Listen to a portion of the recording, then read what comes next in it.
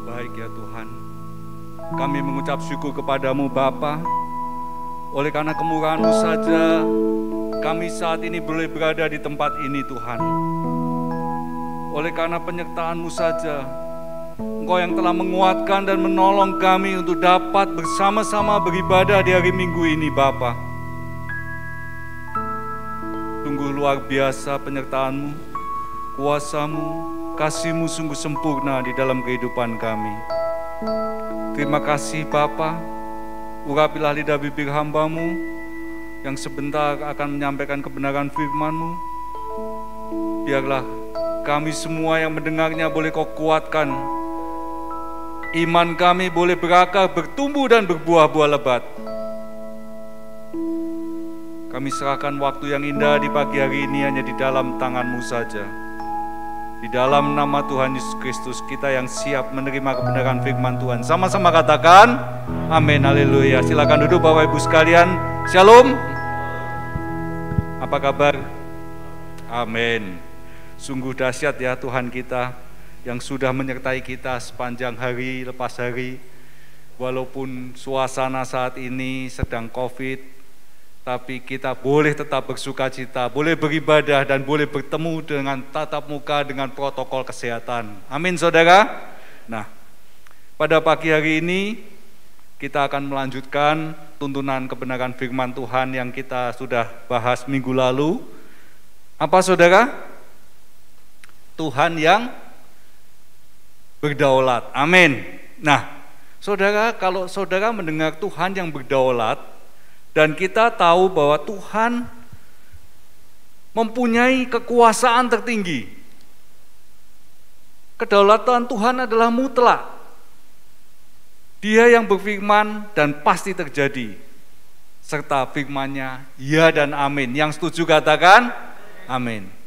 Kalau kita melihat seperti ini saudara, bukankah ini semua sepertinya Tuhan itu otoriter ya, semena-mena kepada saudara dan saya. Sehingga banyak orang dunia mengatakan ya sudah takdir kan, nggak bisa dirubah. Betulkah demikian saudara? Tuhan yang Maha Kasih, Dia berdaulat atas hidup saudara dan saya. Berarti Dia yang menguasai hidup saudara dan saya. Demikian kan saudara? Sehingga dari hal ini, saudara dan saya itu sudah ditakdirkan untuk jadi seperti ini. Betulkah demikian saudara? Kalau saudara dengar cerita Adam dan Hawa yang ada di Taman Eden, waktu itu Tuhan berfirman kepada Adam apa saudara? Buah di dalam taman ini boleh engkau makan semuanya. Semua buah di dalam tangan boleh kau makan kecuali buah pengetahuan. Kalau saudara teliti lebih jauh lagi tentang kebenaran firman Tuhan ini menandakan Tuhan yang bukan otoriter. Tuhan yang memberikan kepada saudara dan saya kehendak bebas untuk memilih. Jadi saudara, kalau saudara mendengar Tuhan berdaulat atas saudara dan saya, itu bukan berarti Tuhan otoriter memerintah atau mengatur saudara. Tidak. Bahkan Tuhan memberikan kehendak bebas buat saudara untuk memilih. Dan lebih hebatnya lagi, Tuhan itu tidak hanya meninggalkan saudara demikian saja. Udah kamu silakan hidup. Tapi Tuhan memperlengkapi kita. Yang pertama, apa saudara? Tuhan memampukan kita. Asalkan saudara dan saya percaya kepada Tuhan 100%. Jadi Tuhan tidak menciptakan saudara dan saya kemudian meninggalkan begitu saja, tidak. Tuhan masih berdaulat kepada saudara dan saya kalau saudara dan saya mau menempatkan diri di dalam kedaulatannya Tuhan.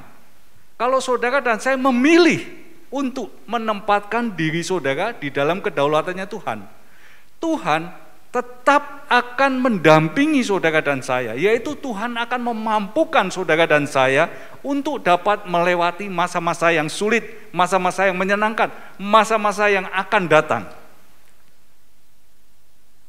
Dan yang kedua, Tuhan menguatkan saudara dan saya, asalkan saudara dan saya jangan sampai terputus hubungannya dengan Tuhan. Kalau saudara sudah menempatkan diri saudara di dalam kedaulatan Tuhan, yang pertama Tuhan akan memampukan saudara. Asalkan saudara dan saya percaya kepada Tuhan 100%. Dan yang kedua, Tuhan akan menguatkan saudara. Asalkan saudara jangan sampai terputus hubungannya dengan Tuhan. Dan yang ketiga, saudara, Tuhan akan berperang ganti saudara dan saya. Wow, sungguh luar biasa kan? Tuhan kita dahsyat memang. Dia yang memberikan kepada saudara kehidupan. Tuhan yang mengatur kehidupan saudara. Bahkan Tuhan berdaulat atas kehidupan saudara. Tapi di tengah-tengah kedaulatan Tuhan, Tuhan masih memberikan kepada saudara dan saya kehendak bebas untuk memilih. Nah, kalau saudara menempatkan diri saudara atau pilihan saudara, menjatuhkan pilihan saudara kepada kedaulatannya Tuhan, Tuhan akan memampukan saudara dan saya untuk dapat melewati kehidupan ini. Dan yang kedua, Tuhan akan menguatkan saudara dan saya untuk dapat terus berhubungan erat dengan Tuhan. Dan yang ketiga, Tuhan berperang ganti saudara dan saya. Jadi dari hal inilah saudara, saudara tidak bisa mengatakan Tuhan otoriter atau Tuhan semena-mena kepada kehidupan saudara dan saya. Sehingga Tuhan sudah mengatur kamu harus begini, begini, begini. Bukan seperti itu. Tuhan tidak seperti itu saudara. Tuhan kita sangat mengasihi saudara dan saya. Ya. Dan Dia melakukan pendampingan kepada saudara dan saya. Coba kita lihat ayatnya, Matius 28 ayat 20. Ayat yang sangat populer, Matius 28 ayat 20. Coba tolong tampilkan Matius 28 ayat 20. Kenapa? Tuhan begitu mengasihi saudara dan saya. Tuhan mengasihi saudara dan saya sebagai satu ciptaan yang sempurna. Coba kita baca sama-sama ya. 2, 3. Dan ajarlah mereka melakukan segala sesuatu yang telah kuperintahkan kepadamu, dan ketahuilah, Aku menyertai kamu senantiasa sampai akhir zaman. Ini janji Tuhan kepada saudara dan saya. Walaupun Dia berdaulat di dalam kehidupan saudara dan saya, Dia akan terus mendampingi, bahkan senantiasa menyertai saudara dan saya senantiasa sampai kepada akhir zaman. Jadi Dia tidak pernah melepaskan kehidupan saudara dan saya. Itulah kedaulatan Tuhan yang sempurna di dalam kehidupan saudara dan saya. Yang percaya sama-sama katakan amin, haleluya. Saudara, nangkep ya kedaulatan Tuhan? Nah, sekarang kita coba masuk ke dalam tuntunan kita bulan ini. Kita coba lihat ayat Yesaya 55 ayat yang ke-11. Yesaya 55 ayat yang ke-11. Tuntunan kita bulan ini Yesaya 55 ayat yang ke-11. Demikianlah firmanku yang keluar dari mulutku, ia tidak akan kembali kepadaku dengan sia-sia, tetapi ia akan melaksanakan apa yang kukehendaki dan akan berhasil di dalam apa yang kusuruhkan kepadanya. Ayat ini sungguh-sungguh menguatkan hati saya. Kenapa saudara? Coba kita belajar dulu ya tentang firman Tuhan. Coba saudara lihat yang pertama, demikianlah firmanku, firman Tuhan yang keluar dari mulutku. Nah, saya mau jelaskan dulu artinya bahwa firman Tuhan yang keluar dari mulut Tuhan itu artinya apa? Ya, saudara, Tuhan adalah Allah Tritunggal. Bapa, siapa? Anak, Roh Kudus. Bapa, Anak, dan Roh Kudus. Nah, saudara, dari ketritunggalan Tuhan ini, Tuhan yang Maha Kuasa, Dia berfirman, dan firman itu sudah menjadi manusia. Yohanes 1 ayat 14 mengatakan, Yohanes 1 ayat 14 mengatakan, coba saudara baca dengan suara yang kencang, 2, 3. Dan diam di antara kita, dan kita telah melihat kemuliaannya, yaitu kemuliaan yang diberikan kepadanya sebagai anak tunggal Bapa, penuh kasih karunia dan kebenaran. Firman itu telah menjadi manusia. Jadi yang dikatakan di Yesaya 55 ayat 11, demikianlah firmanku yang keluar dari mulutku. Firman yang Tuhan yang keluar dari mulut Tuhan sudah berubah menjadi manusia. Siapa? Yesus Kristus. Amin saudara. Sehingga Yesus Kristus saat dia tinggal di dunia ini, dia mengajar saudara dan saya yang notabene saat itu masih belum lahir, tapi dia meninggalkan di dalam catatan firman Tuhan yaitu Alkitab. Jadi saudara, kalau saudara punya Alkitab di rumah, itu sama halnya seperti saudara punya Tuhan Yesus. Amin saudara. Firman Tuhan. Nah, firman Tuhan ini sudah menjadi manusia. Nah, coba kita lihat lagi ya. Kalau saudara dan saya setiap bulan di tempat ini merayakan apa? Perjamuan kudus tiap minggu pertama, yaitu menyambut tubuh dan darah Yesus untuk menyatu dengan tubuh dan darah kita. Berarti Tuhan Yesus menyatu dengan saudara dan saya. Coba kita lihat Yohanes 17 ayat 23. Supaya kita benar-benar ngerti total tentang kebenaran firman Tuhan. Kalau tadi saudara sudah ngerti bahwa firman Tuhan itu adalah Yesus Kristus yang sudah firman Tuhan yang berubah jadi manusia, ya. Nah, sekarang Yohanes 17 ayat 23. Aku di dalam mereka, Yesus di dalam saudara dan saya, dan engkau Bapa di dalam Yesus Kristus, supaya mereka sempurna menjadi satu. Lanjutkan saudara. Agar dunia tahu bahwa engkau yang telah mengutus Yesus Kristus dan bahwa engkau mengasihi mereka sama seperti engkau mengasihi aku.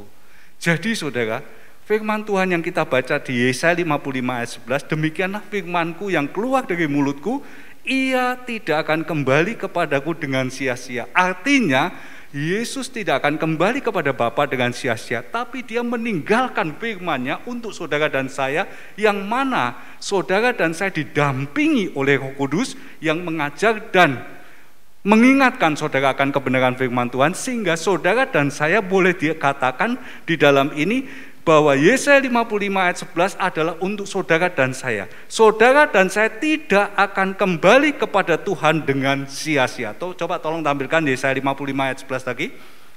Ya, di situ dikatakan, ia tidak akan kembali kepadaku dengan sia-sia. Ya, ya. Setelah ini ya, ia mulutku titik 2, ia tidak akan kembali kepadaku dengan sia-sia. Saudara dan saya tidak akan kembali ke rumah Bapa dengan sia-sia, tapi saudara dan saya harus membawa sesuatu persembahan. Itu apa? Coba kita lanjut lagi ya.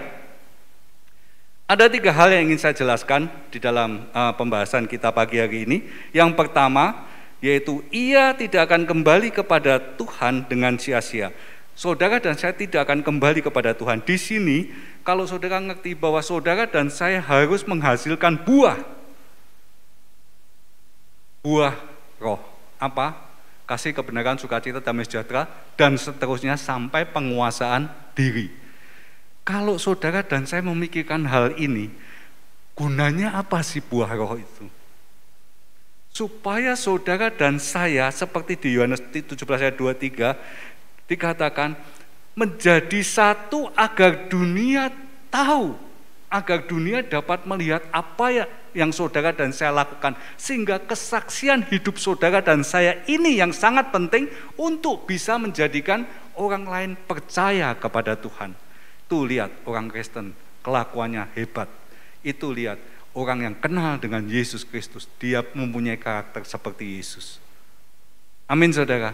Sehingga saudara dan saya saat kembali kepada Bapa, saudara akan mempersembahkan jiwa-jiwa yang terhilang lewat kesaksian hidup saudara dan saya. Amin saudara. Jangan saudara kembali kepada Bapa di surga dengan membawa kekecewaan, sakit hati, dendam, kemarahan. Inilah yang Tuhan inginkan saudara dan saya, sehingga saudara bisa hidup di dalam kedaulatan Tuhan, sehingga Tuhan dapat memampukan saudara untuk saudara tidak sakit hati, untuk saudara tidak dendam, untuk saudara tidak kecewa. Saudara, ada satu kisah yang cukup bagus. Kita coba lihat di 2 Samuel 23, 2 Samuel 23 ayat 15, 16 sama 17, 3 ayat aja. 2 Samuel 23 ayat 15, 16 sama 17. Coba kita baca ya saudara pelan-pelan. Saudara dengarkan, saya akan bacakan.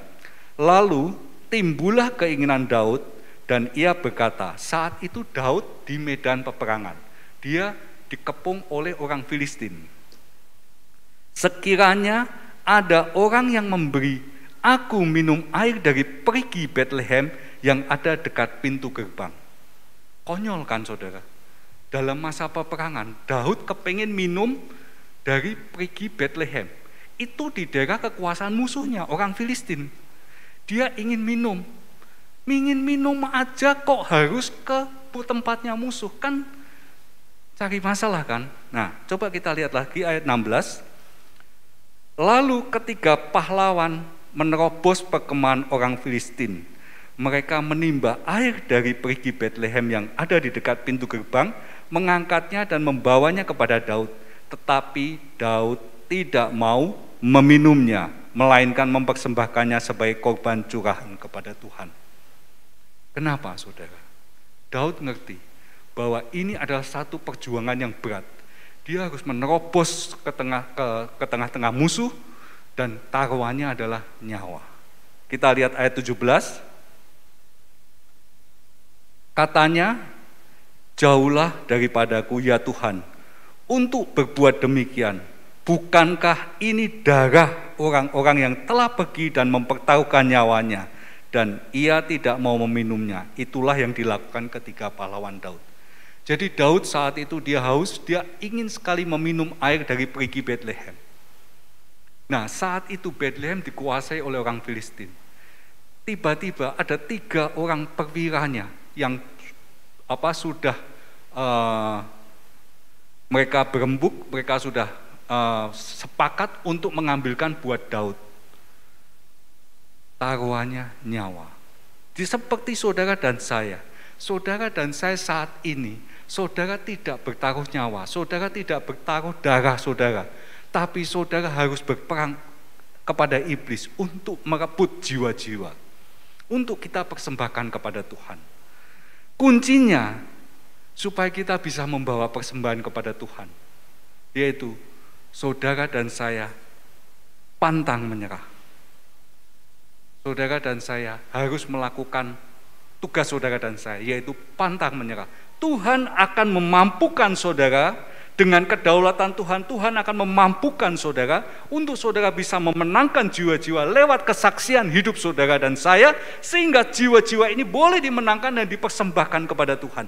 Seperti 3 perwira Daud ini, dia lari mengambilkan air untuk dia berikan kepada Daud yang sangat-sangat haus dan ingin minum dari air perigi di Bethlehem. Dia tidak akan kembali dengan sia-sia. Saudara dan saya, kalau saudara dan saya menyerahkan diri saudara dan saya di dalam kedaulatannya Tuhan, Tuhan sangat-sangat sukacita dan Tuhan bisa memakai saudara dan saya. Saudara, Pak, saya di dunia ini luar biasa cobaannya. Ingat, 1 Korintus 10 ayat 13 mengatakan, pencobaan-pencobaan yang kamu alami adalah pencobaan-pencobaan biasa. Saudara dan saya harus tahu siapa Tuhan kita. Tuhan kita adalah pencipta saudara dan saya. Dia kenal betul kelemahan saudara, dia kenal betul kelebihan saudara, dan dia tahu betul apa yang saudara mampu lakukan. Sehingga di dalam beberapa khotbah saya yang beberapa waktu yang lalu saya katakan, Pak, saya tidak bisa khotbah, enggak apa-apa, saudara bisa berdoa untuk jiwa-jiwa. Pak, saya berdoa juga tidak bagus, Pak. Enggak apa-apa, terus tetaplah berdoa. Tujuannya apa? Supaya saudara jangan sampai menyerah. Itu saja yang Tuhan inginkan buat saudara dan saya. Jangan sampai menyerah, jangan karena engkau sakit hati engkau menyerah, jangan karena engkau dendam engkau menyerah, jangan karena engkau iri hati engkau menyerah. Tuhan ingin saudara dan saya terus melakukan hal itu, yaitu dengan percaya kepada Tuhan. Tuhan tidak akan mencobai saudara dan saya melebihi kemampuan saudara dan saya. Amin saudara. Yang pertama, di dalam kedaulatan Tuhan, saudara harus pantang menyerah. Saudara harus melakukan kewajiban saudara, yaitu tidak menyerah. Dan Tuhan yang menggenapinya, memampukan saudara dan saya untuk dapat menghasilkan jiwa-jiwa. Amin saudara. Jadi tips yang pertama, di mana saudara dan saya bisa berada di dalam kedaulatannya Tuhan, yaitu saudara dan saya harus percaya kepada Tuhan 100% dan saudara jangan pernah menyerah. Amin. Sekarang yang kedua, saudara. Yang kedua, di ayat kembali lagi ke Yesaya 55 ayat 11.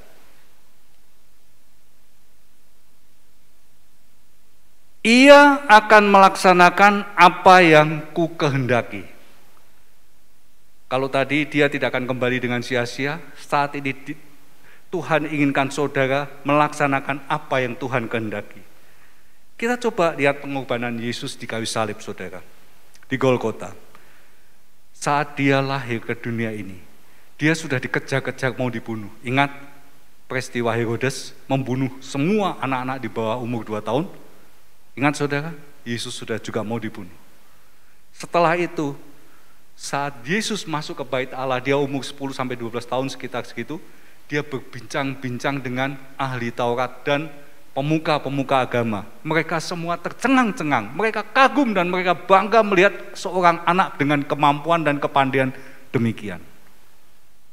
Dan kita lihatlah selanjutnya, dia dibenci oleh ahli Taurat dan orang-orang Farisi. Kenapa? Karena mereka ngomong, siapa kamu? Kamu masih terlalu muda. Kamu mengatakan dirimu Mesias. Aku enggak percaya. Dia juga tidak dipercaya. Dia difitnah bahkan. Tapi apakah Yesus kecewa? Apakah Yesus sakit hati? Enggak. Yesus tetap setia melakukan. Bahkan ini bukti di mana Yesus sudah tidak tahan, tapi dia tetap setia melakukan kehendak Bapaknya. Coba kita lihat Matius 26 ayat yang ke-39. Matius 26 ayat 39. Maka ia maju sedikit, lalu sujud dan berdoa. Katanya, ya Bapa, jikalau sekiranya mungkin, biarlah cawan ini lalu daripadaku. Tetapi janganlah seperti yang ku kehendaki, melainkan seperti yang engkau kehendaki. Tuhan Yesus saat itu ketakutan luar biasa, sampai peluhnya seperti darah. Dia luar biasa ketakutannya. Dan dia katakan, kalau boleh biarlah cawan ini lalu daripadaku. Sekiranya mungkin biarlah cawan ini lalu daripadaku. Tetapi janganlah seperti yang ku kehendaki, melainkan seperti yang engkau kehendaki. Tuhan Yesus tidak kecewa, dia tidak sakit hati karena dia ditolak dan segala macam. Bahkan dia rela mati sampai akhir. Dia melakukan kehendak Bapa. Saudara dan saya manusia biasa, kita bukan Tuhan Yesus. Saudara dan saya bisa salah. Saudara ingat, pada saat itu ada 2 murid Yesus yang mengkhianati Yesus. Kok 2, Pak? 1 murid Yesus yang mengkhianati Yesus. Saya bilang ada 2 murid Yesus yang mengkhianati Yesus. Siapa? Yang pertama, Yudas. Yang kedua, Petrus. Coba saudara dan saya lihat. Dia sudah berjuang bersama Yesus sampai akhirnya Yesus dihukum mati.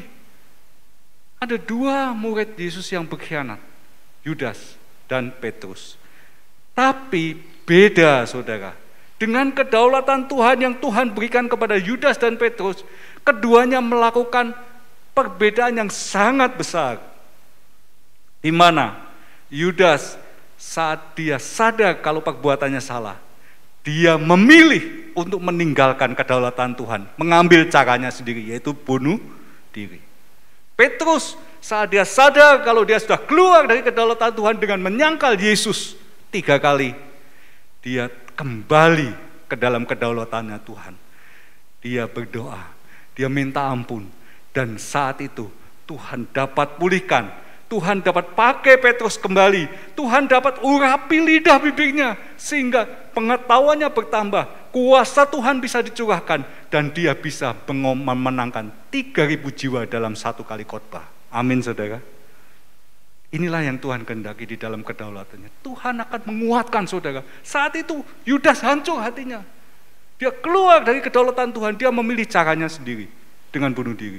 Saat itu Petrus hancur hatinya. Dia nangis Dia kembali kepada Tuhan, dia berdoa, ampuni aku Tuhan. Dua perbedaan yang besar, saudara mau milih yang mana? Tuhan tidak semena-mena, tidak meninggalkan saudara. Tuhan memampukan saudara dan saya. Tuhan menguatkan saudara dan saya untuk dapat terus berjalan di dalam kedaulatannya Tuhan. Amin saudara. Nah, hal inilah yang saudara dan saya, kenapa? Supaya saudara dan saya jangan sampai hilang komunikasi dengan Tuhan, yaitu tetaplah berdoa. Saudara, berdoa tidak harus selalu tutup mata, menekuk lutut saudara, menundukkan diri, melipat tangan. Enggak selalu demikian. Saudara, saat saudara sedang nyetir, saudara sedang naik sepeda motor, saudara sedang masak, saudara sedang dimanapun saja, saudara mampu untuk berdoa. Amin saudara. Saudara, berdoa itu jangan sampai terputus. Supaya apa? Supaya perintah dari surga, supaya kekuatan dari surga, supaya penyertaan Tuhan dari surga terus turun ke dalam kehidupan saudara dan saya, dan memberikan efek dampak yang begitu besar di dalam kehidupan saudara, yaitu memampukan saudara, menguatkan iman saudara, untuk saudara dapat berjalan terus di dalam kedaulatannya Tuhan. Amin saudara. Itu yang kedua. Kemudian yang ketiga, yang terakhir. Ayat Yesaya 55 ayat 11 lagi, tolong tampilkan. Kalau tadi, ia tidak akan kembali kepadaku dengan sia-sia, dan dia akan melakukan tugasnya Tuhan. Dan yang ketiga, ia akan berhasil dalam apa yang kusuruhkan kepadanya. Saudara, penyertaan Tuhan yang ketiga ini yang luar biasa. Tuhan menggantikan saudara, Tuhan berperang menggantikan saudara dan saya. Ia akan berhasil di dalam apa yang kusuruhkan kepadanya. Kok bisa ya? Jelas bisa dong, karena Tuhan tidak pernah gagal. Tuhan bertanggung jawab 100% di dalam kehidupan saudara dan saya. Kalau saudara dan saya meninggalkan Tuhan sekalipun, Tuhan tetap bertanggung jawab di dalam kehidupan saudara. Nyatanya saudara masih hidup. Untuk hal itu saudara cepat-cepat sebelum baterai saudara off, karena saudara keluar dari kedaulatan Tuhan. Artinya apa? Saudara, saat saudara sadar seperti Petrus sadar, saudara harus kembali lagi kepada Tuhan. Kenapa? Kok Tuhan bisa mengatakan ia akan berhasil dalam apa yang kusuruhkan kepadanya? Jelas bisa, karena Tuhan menggantikan saudara berperang untuk musuh-musuh yang saudara hadapi saat ini. Amin saudara. Untuk hal itu Tuhan berani berkata di dalam kebenaran firman-Nya, jangan takut, karena Tuhan beserta saudara dan saya. Amin saudara. Nah, kita coba lihat Lukas 20 ayat 42 sampai 43.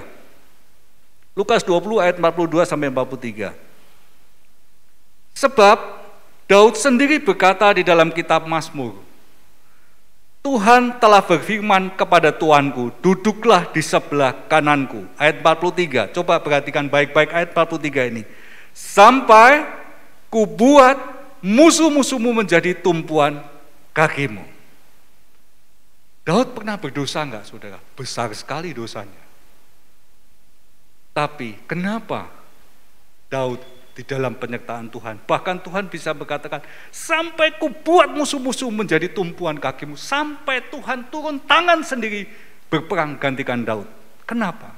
Karena Daud saat dia sadar, dia cepat-cepat kembali ke dalam kedaulatannya Tuhan. Dia berdoa minta ampun, dan ingat, jangan ulangi lagi. Intinya di situ. Saat Daud berdoa minta ampun, kedaulatan Tuhan kembali menyertai Daud, dan Daud menjadi orang yang dipilih Tuhan, orang yang cemerlang di mata Tuhan. Amin saudara. Bedanya dengan Saul. Saul saat itu dipilih Tuhan sebagai raja pertama orang Israel.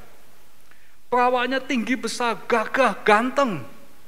Tapi dia berjalan keluar dari kedaulatan Tuhan, sehingga Tuhan ambil dia dan gantikan dengan Daud. Beda saudara. Saudara dan saya harus mengerti bahwa saudara dan saya harus tetap berjalan di dalam kedaulatannya Tuhan. Supaya Tuhan berperang, sanggup berperang gantikan saudara dan saya. Supaya saudara jangan sampai kalah, supaya saudara jangan sampai tidak mampu. Tapi Tuhan yang memampukan saudara. Dan jangan sampai saudara kendor, jangan sampai saudara lemas.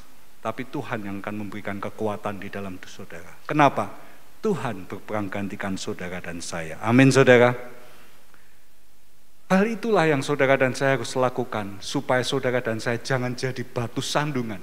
Tetapi saat saudara kembali kepada Tuhan, Tuhan ini kupersembahkan jiwa-jiwa yang terhilang, yang mana saat itu aku dapat bersaksi di hadapannya. Aku dapat bersaksi menunjukkan kehidupanku di hadapannya. Kenapa? Coba saudara lihat. Kalau saudara kita lihat Galatia 5 ayat 22.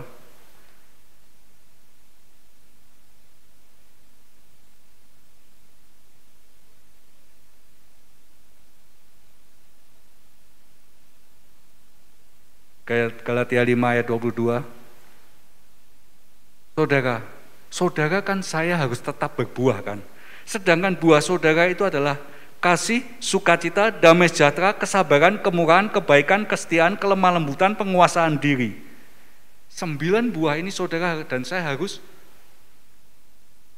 keluarkan. Supaya apa sih? Ini kan tidak ada interaksinya dengan orang lain kan? Kasih, sukacita, damai sejahtera, kesabaran, kemurahan, kebaikan, kesetiaan, kelemah lembutan, penguasaan diri. Ini bukan sesuatu senjata untuk menyerang saudara. Tapi ini senjata untuk memperlengkapi saudara dan saya supaya kita tampak luar biasa di hadapan Tuhan dan manusia. Sehingga saat teman saudara, orang yang melihat saudara, musuh saudara melihat saudara, kok bisa ya orang ini di dalam tekanan sedemikian hebat, dia tetap punya kasih, sukacita, damai sejahtera, kesabaran. Saudara, inilah yang Tuhan inginkan di dalam kehidupan saudara dan saya.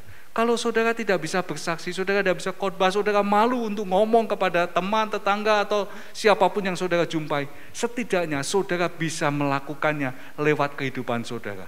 Jangan sampai saudara mempersembahkan kepada Tuhan, ini Tuhan, iri hati, dendam, sakit hati. Tapi saudara dapat persembahkan, Tuhan, ini jiwa-jiwa yang kau cari, aku temukan. Amin saudara. Inilah kedaulatan Tuhan di dalam kehidupan saudara yang kita akan bicarakan sepanjang bulan Oktober ini. Yaitu supaya saudara dapat percaya kepada Tuhan 100%. Supaya saudara bisa tetap berdoa dan supaya saudara bisa mengandalkan Tuhan 100%. Amin saudara. Jangan kau berpaling di hadapan Tuhan. Sebab apa? Saat engkau bisa berada di hadapan Tuhan dengan sempurna seperti yang kita barusan bahas ini, saudara, maka engkau akan kembali kepada Bapa tidak dengan tangan hampa, tapi membawa persembahan yang menyenangkan hatinya Tuhan, yaitu jiwa-jiwa yang terhilang. Dan Tuhan akan berkata kepada saudara, di Matius 25 ayat 21, Tuhan akan berkata kepada saudara di Matius 25 ayat 21, maka kata Tuhan itu kepadanya, baik sekali perbuatanmu itu, hai hambaku yang baik dan setia. Engkau telah setia di dalam perkara kecil, aku akan memberikan kepadamu tanggung jawab dalam perkara yang besar. Masuklah dan turutlah di dalam kebahagiaan Tuhanmu. Sungguh satu kata-kata yang kita rindukan untuk kita dengar saat kita kembali ke surga. Amin saudara. Beri kemuliaan buat Tuhan kita. Haleluya. Mari kita bangkit berdiri. Bapa, hamba-Mu sudah selesai menyampaikan kebenaran firman-Mu.